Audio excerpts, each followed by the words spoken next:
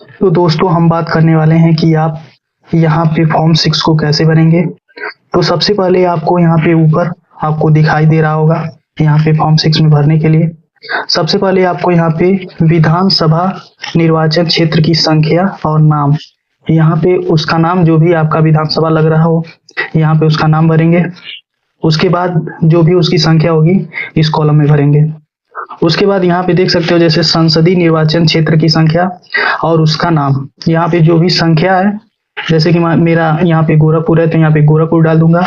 उसके बाद उसकी संख्या 64 है तो यहाँ पे 64 डाल दूंगा।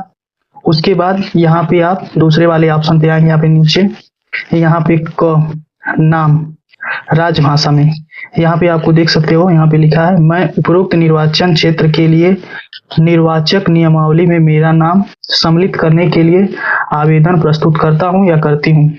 तो यहाँ पे प्रथम नाम जो भी आपकी राजभाषा है तो हमारा हिंदी है तो यहाँ पे हिंदी में मेरा नाम अमित है तो इस कॉलम में अ और मी, उसके बाद यहाँ पे तो अमित डाल देंगे।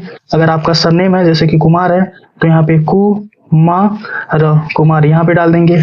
उसके बाद जो भी आपका उपनाम है जैसे कि जो भी आपकी जाति है यहाँ पे अपनी जात डाल देंगे, जैसे कि मेरा निषाद है तो नी-सा-द यहाँ पे इस तरह से डाल देंगे। उसके बाद यहाँ पे आपको फिर से अंग्रेजी में लिखने के लिए आएगा तो यहाँ पे आपको जैसे कि अमित है तो ए, उसके बाद दूसरे कॉलम में एम, उसके बाद बड़े अक्षर में आई, उसके बाद टी, सभी को कैपिटल लेटर में लिखना है। उसके बाद यहाँ पे आपको अगर सरनेम है तो यहाँ पे सरनेम डाल देंगे जैसे कि कुमार AUMAR कुमार, उसके बाद निषाद NISHAD, सभी को कैपिटल लेटर में लिखना है।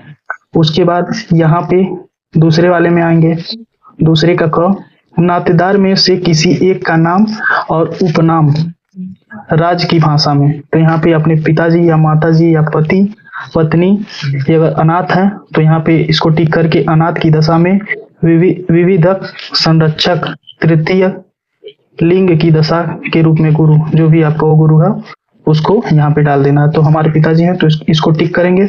उसके बाद जो भी उनका नाम है तो यहाँ पे मान लीजिए उनका नाम रामकरण है तो यहाँ पे डाल देंगे रामकरण। उसके बाद यहाँ पे नीचे, उसके बाद अगर आगे सरनेम है तो यहाँ पे कुमार, उसके बाद जो भी आपका जात है यहाँ पे डाल देंगे।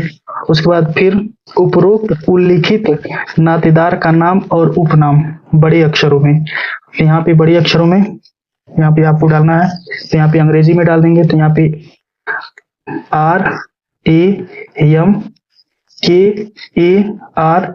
RAMKARAN, जो भी आप उनका नाम है जैसे कि आधार कार्ड के हिसाब से जो आपका आधार कार्ड में है उसी के हिसाब से यहाँ पे डाल देना है। उसके बाद यहाँ पे अगर सरनेम हो तो वो भी, उसके बाद उपनाम भी यहाँ पे डाल देना है। उसके बाद तीसरा स्वयं का मोबाइल नंबर, यदि आपका मोबाइल नंबर है तो यहाँ पे इस कॉलम में भर देंगे, अगर नहीं है तो माता या पिता में से किसी का मोबाइल नंबर यहाँ पे डाल देंगे। उसके बाद यहाँ पे चौथे कॉलम में आएंगे, चौथे कॉलम में आने के बाद स्वयं का ईमेल खाता, अगर ईमेल आईडी है तो यहाँ पे डाल देंगे, अगर नहीं है तो यहाँ पे नीचे वाले में पिताजी का या माताजी का किसी का भी ईमेल आईडी डाल सकते हो। उसके बाद यहाँ पे आधार का ब्यौरा, आधार के ब्यौरे में यहाँ पे टिक करेंगे। टिक करने के बाद जो भी आपका आधार नंबर है यहाँ पे टोटल आधार नंबर पूरा भर देंगे।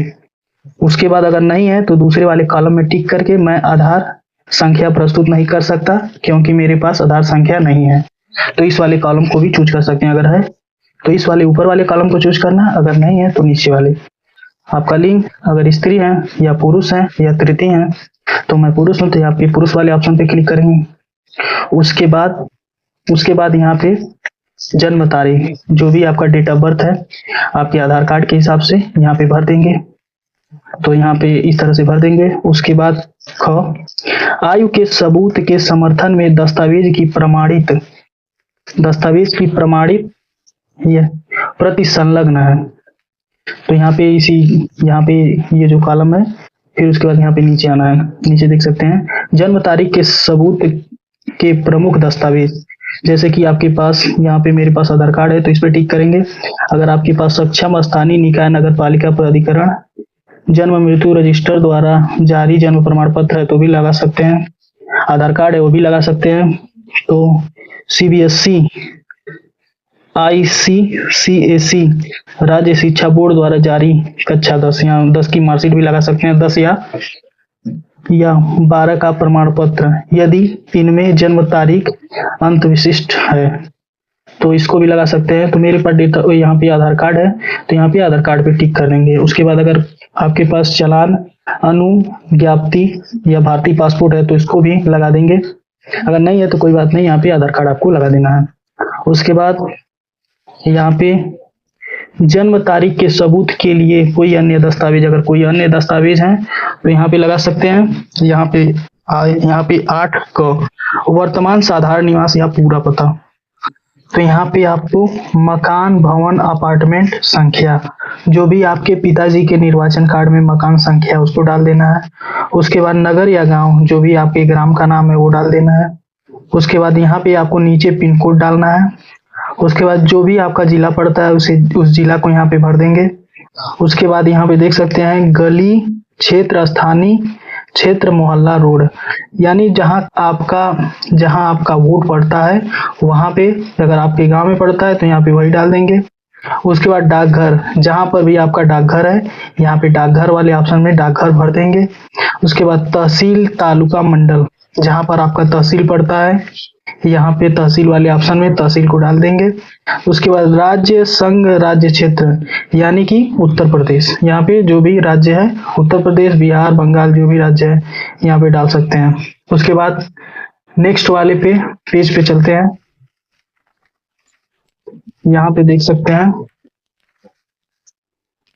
यहाँ पे देख सकते हैं निवास के सबूत में, थोड़ा सा नीचे करना पड़ेगा, निवास के सबूत में के रूप में मैं प्रमुख दस्तावेज, यहाँ पे उस पते पर पानी, बिजली, गैस कनेक्शन बिल यदि 1 वर्ष से पुराना हो। तीसरा है राष्ट्रीय अनुसूचित बैंक डाकघर की वर्तमान पासबुक, ये है तो भी लगा सकते हैं। नहीं तो राजस्व विभाग का भूमि स्वामित्व अभिलेख जिसमें किसान भाई है तो लगा सकते हैं। राष्ट्रीयकृत किराया पट्टा अभिलेख अगर है किराएदार की दशा में तो भी लगा सकते हैं। राष्ट्रीयकृत विक्रय विलेख स्वयं के घर की दशा में अगर है तो लगा सकते हैं। नहीं तो यहाँ पे आपका आधार कार्ड होगा ही होगा, इसको टिक करेंगे। आधार कार्ड को आपको सबमिट कर देना है इसमें, इसके साथ। ये अगर नहीं है तो भारतीय पासपोर्ट, या अगर पासपोर्ट है तो उसको भी लगा सकते हैं। उसके बाद यहाँ पे दूसरे में निवास के सबूत के लिए अगर कोई अन्य दस्तावेज है तो लगा सकते हैं, नहीं है तो नहीं। उसके बाद यहाँ पे देख सकते हैं दिव्यांगता का प्रवर्ग, यदि कोई वैकल्पिक, चलित दृष्टि, मुक्त, बधिर, अगर आप विकलांग हैं तो इस कॉलम को भरेंगे, नहीं है तो इसमें आपको भरना ही नहीं है। उसके बाद यहाँ पे आएंगे 10वें वाले ऑप्शन पे, मेरे परिवार के सदस्य जिनके नाम वर्तमान पते निर्माचक नियमावली में पहले से सम्मिलित हैं और जिनके साथ मैं वर्तमान में रह रहा हूँ के ब्यौरे निम्नानुसार। परिवार के सदस्य का नाम, अगर आपके पिताजी का निर्वाचन कार्ड बना है, अगर नाम पहले से है तो यहाँ पे उनका नाम डाल देंगे। ठीक, आवेदक के साथ संबंध, अगर आप बेटा है, बेटी है, कुछ भी है, यहाँ पे संबंध डाल देंगे। उसके बाद दोस्तों यहाँ पे उसका निर्वाचक फोटो, पहचान संख्या, यहाँ पर जो आपके पिताजी के निर्वाचन कार्ड में जो आपका इपिक नंबर या पहचान पत्र संख्या है उसको यहाँ पे भर देना है। उसके बाद यहाँ पे देख सकते हैं घोषणा, मैं घोषणा करता हूँ कि अपने सर्वोत्तम ज्ञान और विश्वास के अनुसार मैं भारत का नागरिक हूँ और मेरे जन्म स्थान, यहाँ पे आपके गांव का नाम डाल देना है, जो भी आपके गांव का नाम है। उसके बाद यहाँ पे देख सकते हैं ग्राम व शहर, यहाँ पे अपना ग्राम या शहर जो भी है यहाँ पे डाल देना है। उसके बाद यहाँ पे जिला, जो भी आपका जिला पड़ता है, जैसे गोरखपुर, मेरठ, जो भी है, सहारनपुर, बहराइच। उसके बाद मैं प्रारूप 6 की क्रम संख्या और 8 क में दिए गए पते वाले स्थान पर, मतलब जहां आपका जन्म हुआ है जिस ग्राम में, वहां पे आप कितने दिन से रह रहे हैं। यहाँ पे अगर जन्म से हैं तो जन्म से, नहीं तो यहाँ पे आपको मास और वर्ष, जितने मान लीजिए 2 महीने 18 साल हो गया है या 19 साल हो गया है, जितना साल हो गया है उस पते पे आप रह रहे हैं तो यहाँ पे डाल देंगे। उसके बाद आपको यहाँ पे नीचे आ जाना है। नीचे आने के बाद यहाँ पे देख सकते हैं कि तारीख दिया है, यहाँ पे आप तारीख भर देंगे। उसके बाद जिस स्थान पे आप अपने ग्राम में जो भी आप जहाँ भी लोग रहते हैं वहाँ पे उस स्थान को भर देना है। और उसके बाद आवेदक के हस्ताक्षर, बाएं हाथ के अंगूठे का निशान, अगर आप हस्ताक्षर करते हैं तो हस्ताक्षर कर देंगे, नहीं तो आप अंगूठा लगाते हैं तो बाएं हाथ के अंगूठे का निशान लगाना है। उसके बाद यहाँ पे इसमें आपको कुछ नहीं करना है। उसके बाद यहाँ पे आपको घोषणा पत्र इस पे आ जाना है, यहाँ पे घोषणा पत्र।